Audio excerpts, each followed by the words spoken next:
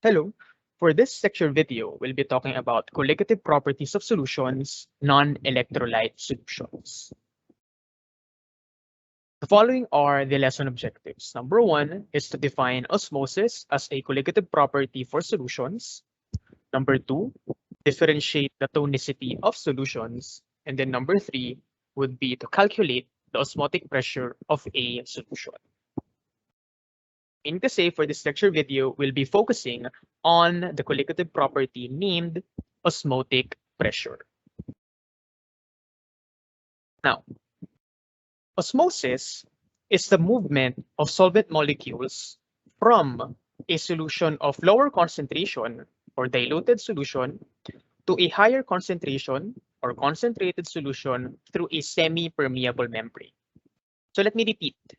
Osmosis is the process or the movement wherein solvent molecules, okay, so this is very specific. It is the solvent molecules that are moving from lower concentration to higher concentration through a semi-permeable membrane. So in other words, osmosis is the process or movement of solvent molecules from diluted to concentrated solution. Okay, wherein it passes through a semi-permeable membrane. Now, a semi-permeable membrane, just to make things clear, only allows passage of solvent molecule, but blocks the passage of solute molecule. So, ibig sabihin po, kaya sa osmosis, ang solvent molecule lang ang nakaka-transfer from lower concentration to higher concentration dahil sa semi-permeable membrane. Ang semi-permeable membrane ay hinahayaan o pinapayagan lamang na dumaan ang solvent molecule habang ang mga solute molecules ay nabablock. Okay? A semi-permeable membrane only allows the passage of solvent molecules but blocks the passage of solute molecules. Thus, in osmosis, solvent molecules are moving from lower concentration to higher concentration. Now, to make things much more clear, let's have this visual representation and another definition. Osmotic pressure, characterized by pi, okay, of a solution, is the pressure required to stop osmosis. Okay, the osmotic pressure is expressed in atmosphere. So let me repeat. Osmotic pressure is the amount of pressure required to stop osmosis. Para mapigilan po ang pagdaloy o paglipat ng solvent molecule from lower concentration to higher concentration, osmotic pressure ang kinakailangang uri ng pressure para mapigilan ang movement o ang tinatawag na osmosis o paglipat ng solvent molecule from lower to higher concentration. Now, how is osmotic pressure being applied? So look at here. You have here an illustration. So look at letter A, initial state. So this is the initial state. So on the left side, separated by the semi-permeable membrane, okay? So this is separated by a semi-permeable membrane. You have here on the left side pure water. And on the right side, you have here a solution. So since this right side has a solution, this is water and glucose. As you can see, the green molecules are the glucose, and then it is submerged in water, thus a solution. So dahil alam natin, ang semi-permeable membrane, ang hinahayaan niya lang na dumaloy o lumagpas dito para dumaan ay solvent. Ang solvent mula dito sa kaliwa, being water, ay dadaloy o pupunta dito sa kanan, from left to right. Bakit? Alalahanin ang osmosis. Osmosis is the movement of solvent from lower concentration to higher concentration. Kung titignan nyo yung initial state, itong pure water, diluted. Bakit diluted? Mababa ang concentration. Wala siyang solute. Habang itong kanan, concentrated. Madaming glucose o solute ang nakalagay. Base sa definition ng osmosis, dapat ang mga solvent molecule ay pupunta from lower to higher concentration.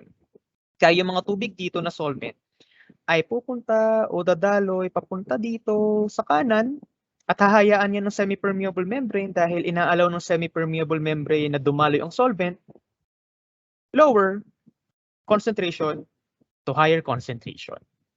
At this point, equilibrium o pantay na ang kanilang magiging concentration.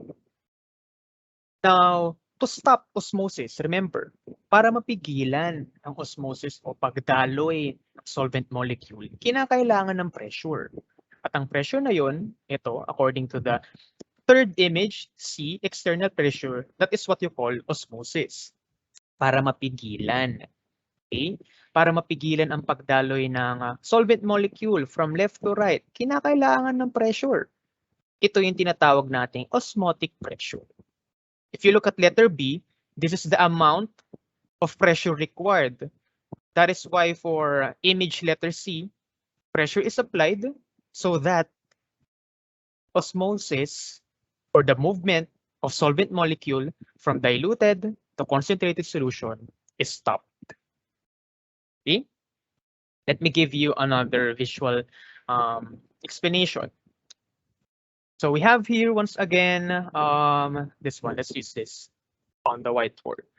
So focus here on the left side. So once again, you have here a semi-permeable membrane. Remember, the semi-permeable membrane only allows solvent molecules to pass through.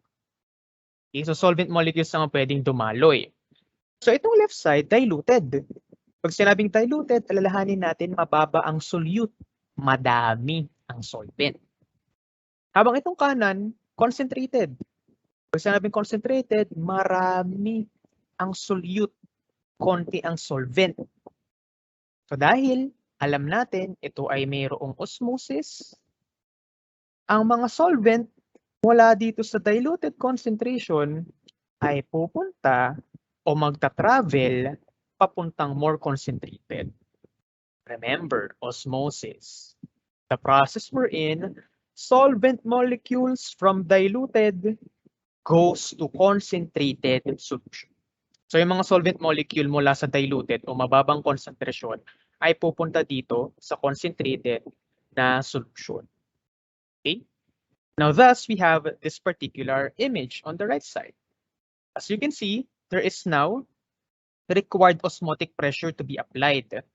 Para mapigilan ang osmosis, kinakailangan ng ganito kadaming osmotic pressure.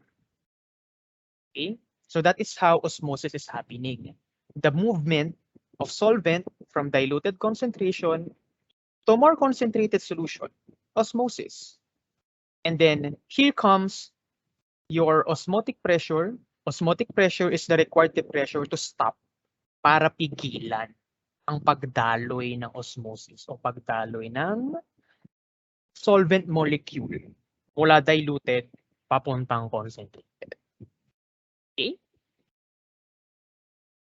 Mahalaga ding alalahanin na ang semi-permeable membrane, ang pwede niya lang ipadaloy ang mga solvent molecule. Huwag niya kalimutan yan, na ang solvent molecule lamang ang pwedeng padaluyin ng ating semi-permeable membrane.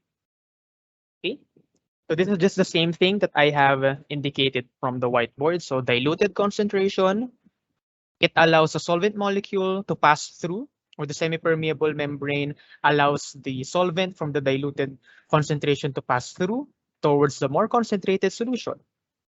And with this, once the solvent molecules goes or transfers here on the right side, the more concentrated solution, you have a required osmotic pressure to stop further osmosis. Okay, so that is the process on how osmosis and osmotic pressure are applied. Now, how do we compute? How do we compute this particular osmotic pressure? Osmotic pressure is characterized by pi is equal to molarity times gas constant times absolute temperature in Kelvin. So pi is osmotic pressure, m is molarity, r is gas constant, written as 0.0821 liter atmosphere all over mole Kelvin. And then letter T represents absolute temperature, which is supposed to be in Kelvin. So make sure that the temperature is Kelvin. Okay, so pi is equal to mRT. So this is easily remembered. Pi is equal to mRT. That's osmotic pressure. Now let me give a sample problem. Now 15 grams of sucrose. Now this is the chemical formula for sucrose provided as well is the molar mass of sucrose was dissolved in a 125 milliliter solution. What is the osmotic pressure of the solution at 30 degrees Celsius? Okay, so let me go here. Now for sample problem number 1, we have here the following given. Mass of sucrose 15 grams, volume of solution 125 milliliters, temperature is 30 degrees Celsius, the requirement is osmotic pressure, and then the equation would be pi is equal to mR. Okay, so for the solution, so what we need, let us check first rather if the following given are provided. So let us look at our molarity. Now it seems like according to the given, there is no molarity provided. So I need to compute for my molarity first. So dahil po walang binigay na molarity na given, kailangan nating maghanap o mag-compute ng molarity from scratch. So molarity is mole of solute all over liter of solution. So that is this one, the mass of sucrose. So dahil hindi pa siya naka-mole unit, dapat i-convert pa yan. So that means we need to convert 15 grams of sucrose multiplied by its molar mass. Good to know the molar mass of sucrose is provided here already. So that would be 1 mole all over 342.34 grams. So grams will be cancelled. You now have mole unit. Ito na, naka-mole unit na siya ngayon. Okay? Since kailangan siya sa molarity, dapat mole unit daw ang ating numerator. So itong mass of sucrose na grams, kinonvert natin into mole unit via molar mass. The next one would be liter of solution. Now this is our solution, however, it is not in liter. So we need to convert that 125.0 milliliters, 1 liter all over 1,000 milliliter. So milliliters cancelled, you now have liter. So kung titignan natin, mole unit, liters, you now have the unit for molarity. So ito po ay ilalagay na natin sa calculator. So 15 times 1 all over 342.34. Then 125.0, 1 all over 1,000. Okay, so 1 all over 342.34, then 1 over 1,000. So we'll be getting, sorry, this is supposed to be 15.0. Just to follow the digits provided. Okay, so that's 15.0. So the least significant figure among the given would be 3. That would be 15.0. So I'll be getting 3 significant figure, 0.351. 0.351 mole per liter. So now, I have my molarity. Ulitin ko po, mini-make sure ko lamang na lahat ng given ay provided bago ko gawin yung main equation. Again, I'm just checking if all the given quantities are provided. Now, since there's no molarity, this is the reason why I've done this. So next one would be R. So R constant, do not forget that one. So that's 0.0821 liter atmosphere all over mole Kelvin. And as to check it from the PowerPoint presentation, 0.0821 liter atmosphere all over mole Kelvin. Okay, and then letter T, temperature. Temperature should be in Kelvin. So to convert degrees Celsius into Kelvin, simply add 273. Ulitin ko po, pag nagko-convert ng degrees Celsius into Kelvin, ang tanging gagawin lang po ay mag-add ng 273. So that is simply 30 times, rather plus 273, 303. So we'll be putting 303 Kelvin. Okay, so now all my given quantities are provided. That is your molarity, R, and then temperature. Ayan no, M, R, and then T. I may now proceed with my main equation. Molarity, 0.351 mole per liter. R, 0.0821 liter atmosphere all over mole Kelvin times temperature 303 Kelvin. So cancellation of units, mole is cancelled, Kelvin is cancelled, liter is cancelled.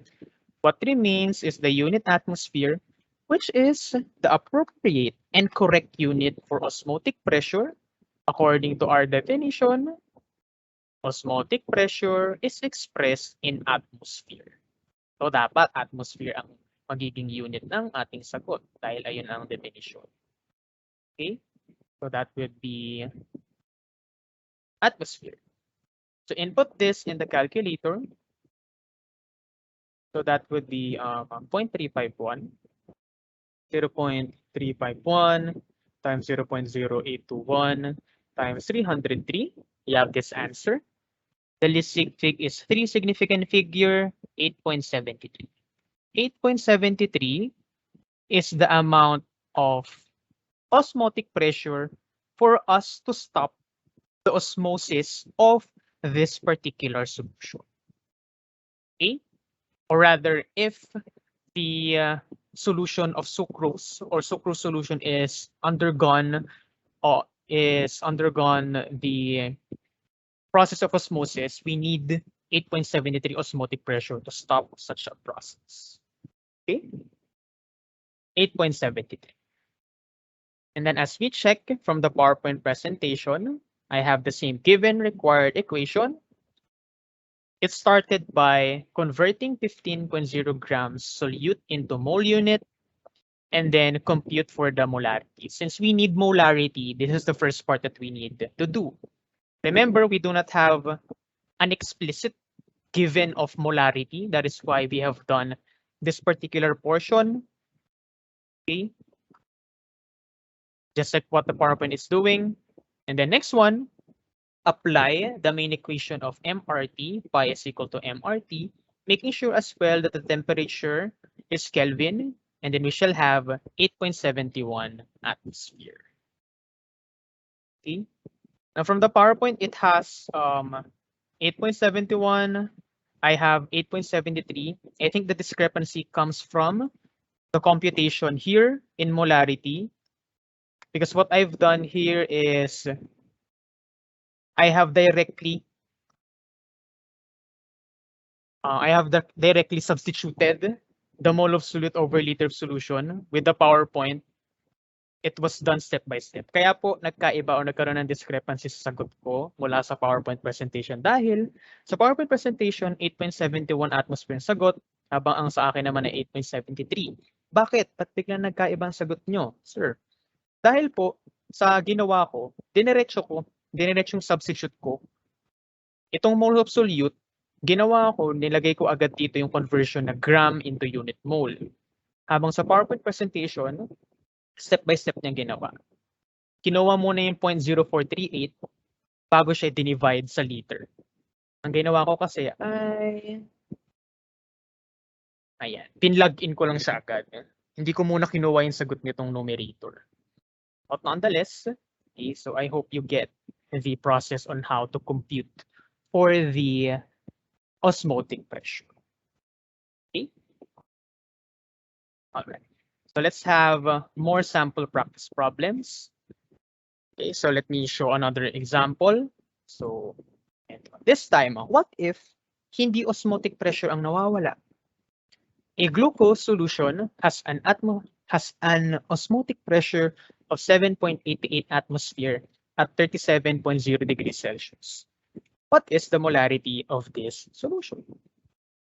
So given our osmotic pressure, 7.88 atmosphere, temperature is 37.0 degrees Celsius, and do not forget the R constant or gas constant, 0.0821 liter atmosphere all over mole Kelvin. And then our requirement is molarity. The unit is mole per liter. And then the equation is pi is equal to mRT. Okay, so next, we need to compute for M. So we need to derive an equation for molarity by simply dividing both sides by RT. So I now have M is equal to pi all over RT. Ulitin ko po, since molarity ang nawawala, dinerive ko lang po. Pi is equal to MRT. Kailangan ma-isolate itong M, divide both sides by RT. We have now an equation for molarity. Next, alalahanin po na dapat akma ang mga unit. So pi or osmotic pressure should be atmosphere. So correct, atmosphere, walang problema. Ang R, walang problema, constant yan, liter atmosphere over mole Kelvin. How about letter T, temperature? Our temperature should be in Kelvin, so kailangan ko pang i-convert itong degrees Celsius into Kelvin by adding 273. So 37 plus 273. 37.0 plus 273. That is 310. 310 Kelvin. Okay? So now everything is settled. Just input this or substitute given quantities.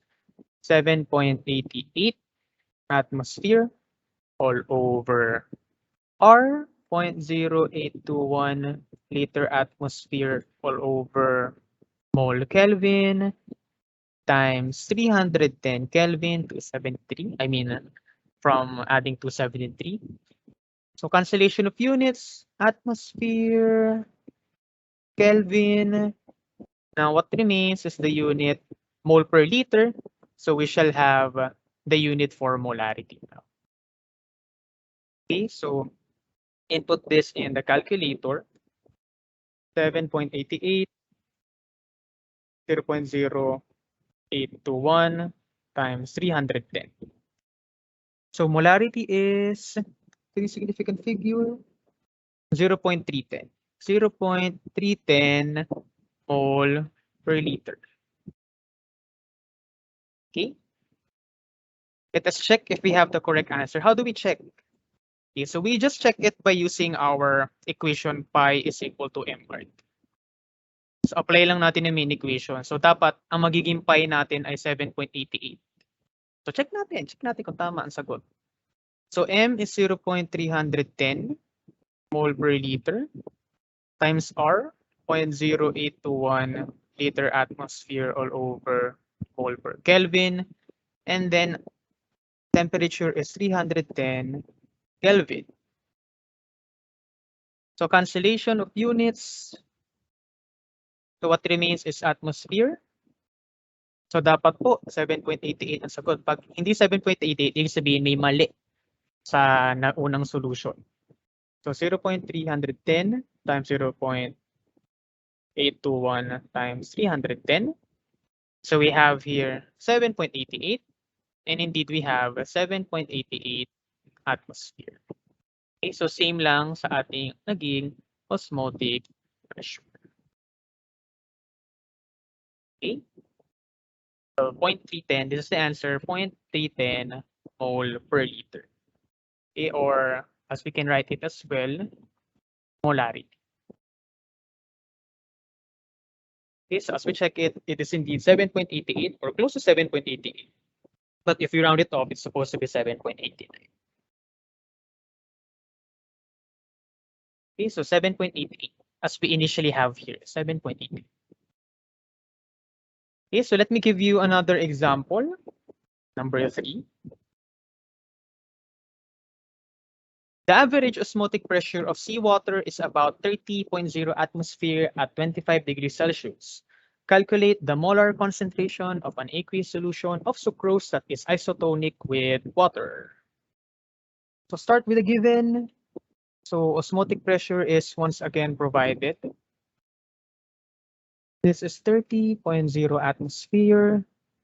Then temperature is 25 degrees Celsius. Do not forget the gas constant. Liter atmosphere all over mole Kelvin. And then the equation would be osmotic pressure is equal to mRT. Okay, I forgot to write the requirement. The requirement is molarity. Okay, now since molarity once again is missing, I need to derive an equation for molarity by simply dividing both sides of the equation by RT. So that we now have an isolated solution for molarity, pi is equal to R, just like with sample problem number. Now make sure that all given quantities have appropriate unit. Osmotic pressure has atmosphere, correct. Gas constant is constant, so no problem. So what we have here is the temperature. We should add 273 to make it into Kelvin. So 25 plus 273, you have 298. 298 Kelvin. Okay, so we now have appropriate units for our solution. So write the solution. So we have here M is equal to pi, 30.0 atmosphere, all over R. This is mole per Kelvin. Sorry about that. Mole Kelvin. Temperature, 298 Kelvin. Atmosphere, Kelvin. What remains is the unit for molarity. So M, molar. Input this once again in the calculator. 30.0 times 0.0821. Sorry about that. It's 30.0 divided by 0.0821 times 298. We have this one. Round it off up until 3 sig pig. 1.23. 1.23. 1.23 molarity. Then once again, let us check if we have the correct answer by following pi is equal to MRT just for checking. 1.23 mole per liter, 0.0821 liter atmosphere, all over mole Kelvin, 298 Kelvin. Kelvin is cancelled. Mole is cancelled, liter is cancelled. We have atmosphere. So we should have 30.0 atmosphere since it's the given for the osmotic pressure. So input this in the calculator, 1.23 times 0.0821 times 298. All right, so we have indeed 30.0 or approximately 30.0. This is 30.1. So we have approximately 30.0 because according to the problem, we have an average osmotic pressure of 30.0 atmosphere. So indeed, we have it. Okay, so just like what we have done with the second example. Okay, so with the second example, going back here, just to give everyone a recap as well. So we started by inputting the ends or substituting 0.0821 times 310. Okay, so we have 0.310, this one, the molarity, 0.310, and then we want to check if we have the same answer, or rather the correct answer via checking of pi is equal to MRT. Pi or osmotic pressure should be 7.88. So we check it by 0.310 times 0.0821 times 310. All right, so we indeed have an approximate answer as well. This is sample problem number 2. It is indeed 7.88 as we check it, approximately rather. And then this is the last example, which is correct as well. Okay, so this is the molarity 1.23 atmosphere. Approximate, as we have checked it on this end.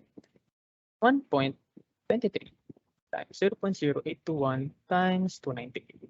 Approximately 30.0 or 30.1 in this case. Then for the previous example, once again, okay, so just to check, all right, 0.310 and 0.0821 times 310. 7.88 atmosphere, which is the given osmotic pressure 7.88.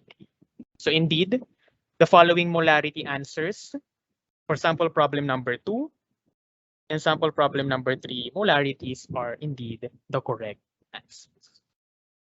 Okay. So I hope in computing the osmotic pressure, things are clear. Okay. Now, let us move forward to the last half or the latter portion of our discussion, which is tonicity of solutions. So these are just concepts and definitions that you need to understand and be familiar with. Now, what are these?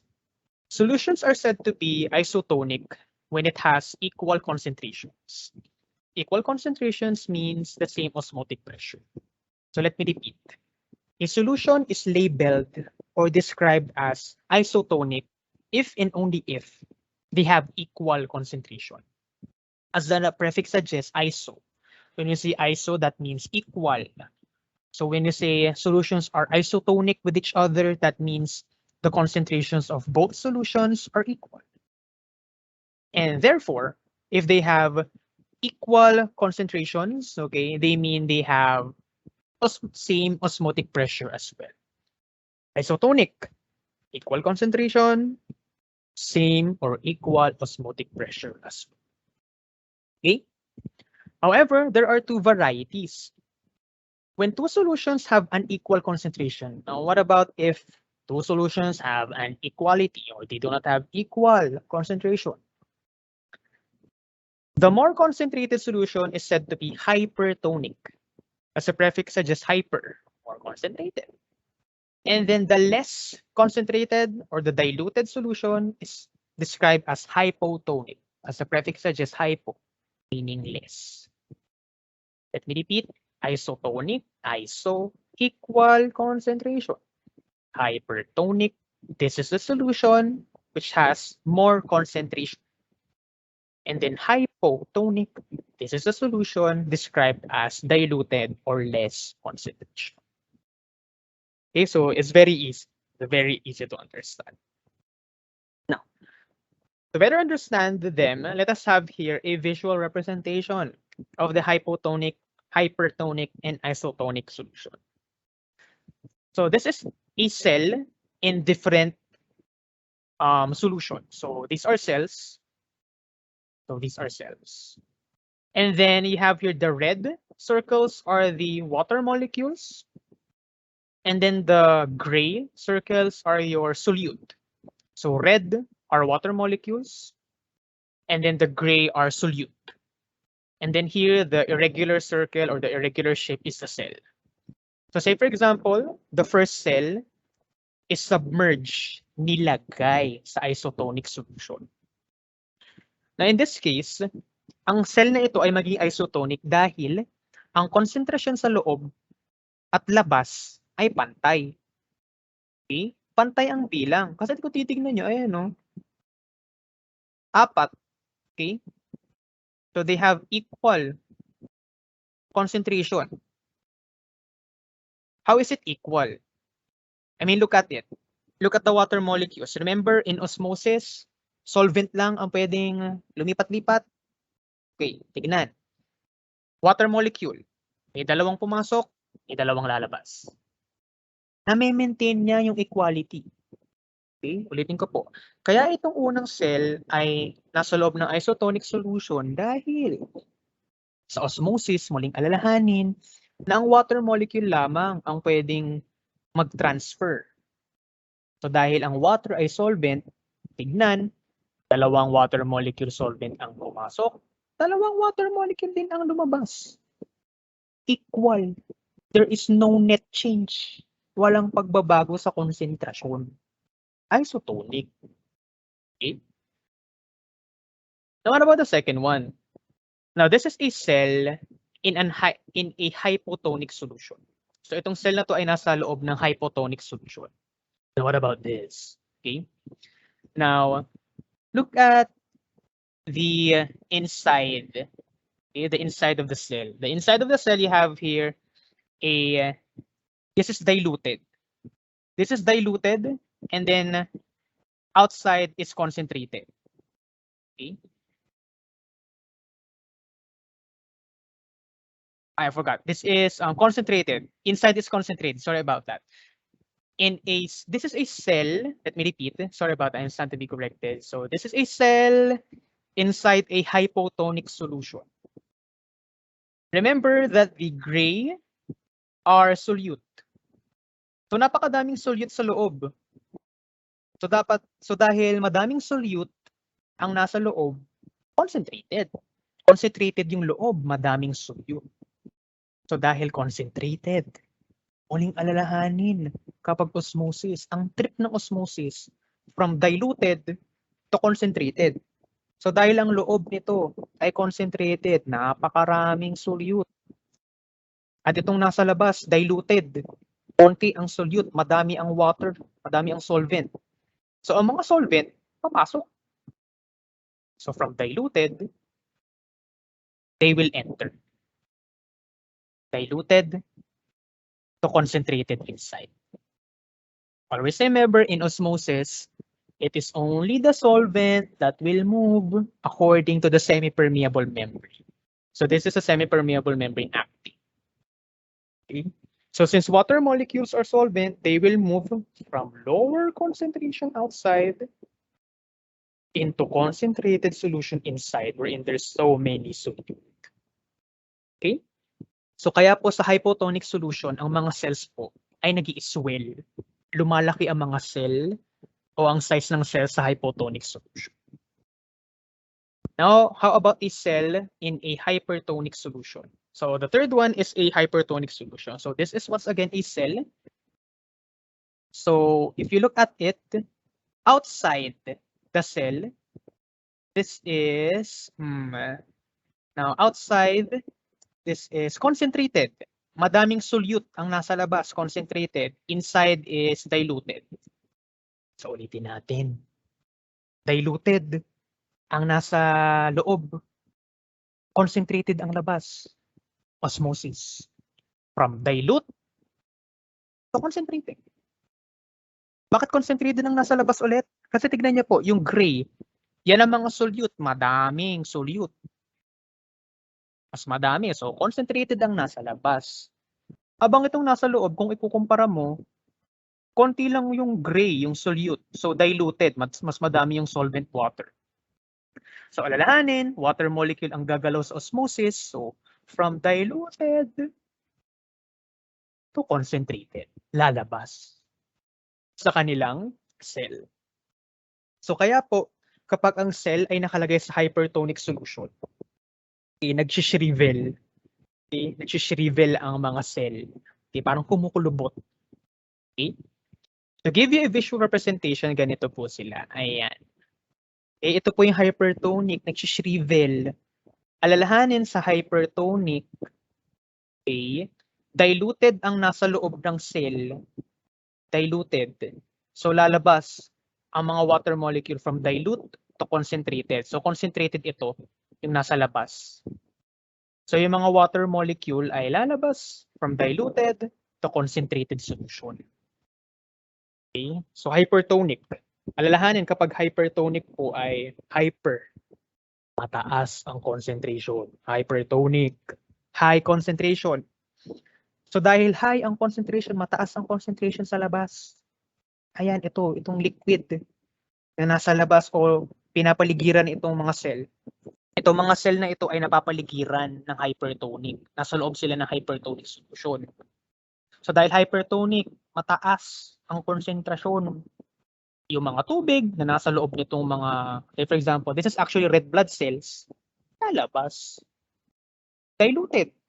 Mababa concentration sa loob. Mataas yung nasa labas, yung hypertonic. Osmosis. From lower concentration to higher. Mag-shrivel. Whereas for isotonic, normal ang itsura ng mga red blood cell. Say for example, for those animals, for animal cells. Normal dahil kung ang mga red blood cell po ay nakasubmerge o ating nilagay sa isotonic solution. So imagine the red blood cells, this one, are surrounded by isotonic solution. Ayan, nasa surround sila ng isotonic. Ito, nakalagay. Ayan, nalutang sila sa isotonic solution. Pantay ang konsentrasyon. Concentration outside and inside of the cell are equal. So every time water is going out, water will also go inside. So pabalik-balik lang ang daloy ng tubig pag nag-osmosis sila. Okay? So this will be isotonic. Normal ang itsura ng animal cell. Ngayon, papaano kung ang red blood cell naman po ay nilagay o sinubmerge natin sa hypotonic solution? So itong red blood cell naman ngayon ay naka-submerge o nilagay natin sa isang hypotonic solution. Muling alalahanin na ang hypotonic solution po, mababa. Diluted ang concentration. So diluted solution ang nakapaligid o kung saan nakalagay ang mga red blood cell. Ngayon, dahil diluted ang nasa labas, muling alalahanin, osmosis. Lower concentration dilute, they will move to concentrated. From dilute concentration, solvent or water molecule will go inside. Kaya kung titignan niyo po itong image nito ay nasa baba. So from the hypotonic solution, water from diluted will move into the concentrated solution of the red blood cell. Kaya po sa mga hypotonic solution, pag nilalagay po natin yung mga cells, usually they lyse. When we say lyse, usually sila ay nagsiswell o kaya pag sobrang dami na ng pumapasok na tubig sa kanila, ay medyo sumasabog o nag-i-swell or nagla-lyse ang mga red blood cell. Kaya at times, hindi rin maganda o mabuti ang sobrang daming tubig o sobrang daming pag-inom ng tubig. Nakakasama rin po. Nakakasama ang kulang at nakakasama rin ang sobrang pag-inom ng tubig kasi nakakabahala. Nakaka-apekto rin po sa ating mga cells. So among the three, isotonic is the best kasi you will have a normal structure for the cell. Whereas for the hypertonic, you'll have a shriveled, and then for hypotonic, you'll be having a lyse or somehow swelling cell. Okay? So another descriptor, so that things is much more clearer. So isotonic solution. A solution that has the same solute concentration as another solution. There is no net movement of water, okay? And the overall concentration on both sides of the cell membrane remains constant. So since the concentration inside of the cell and the concentration outside, this is the isotonic solution, 20% solute, 20% solute concentration equal isotonic. So kahit na may pumapasok na water o solvent sa loob at may lumalabas ding water, equal lang. Na-maintain nila. There is no net change. Tinatawag natin no net change. Walang pagbabago sa konsentrasyon. May papasok na water molecule, may lalabas din na water molecule. So na-maintain nila. Paano naman itong hypertonic? So for example, itong cell na ito ay nakasubmerge sa hypertonic solution. So itong hypertonic solution, 40%. Muling alalahanin, hyper, mas mataas, 40% concentration. Itong cell, 20% lang. So dahil diluted itong loob ng cell. From dilute, lalabas dito sa hypertonic. Kasi nga itong hypertonic mas mataas. Kaya, water moves out of the cell. Osmosis, water only or solvent lamang ang lalabas. So nag-shrivel, causing crenation. Now, last one, hypotonic. So itong cell naman na ito ay nakasubmerge sa hypotonic solution. Pansinin, ang hypotonic solution, less concentration, 10%. Compared to the cell's concentration, itong nasa loob ng cell, 20%, mas mataas. So hypotonic, diluted, the water molecules or the solvent will move inside. Osmosis, from diluted to concentrated. Dahil diluted itong hypotonic solution, less concentration. From less or from lower to higher concentration. Mas mataas yung nasa loob ng cell. Kaya kung titignan nyo, ayan, yung mga cell naman ay nag-expand. And eventually, with lyse, when we say lyse, will eventually, kind of explode. Okay? So that's the difference between isotonic, hypertonic, and hypotonic solution applied in cells. Okay? So hopefully that's clear.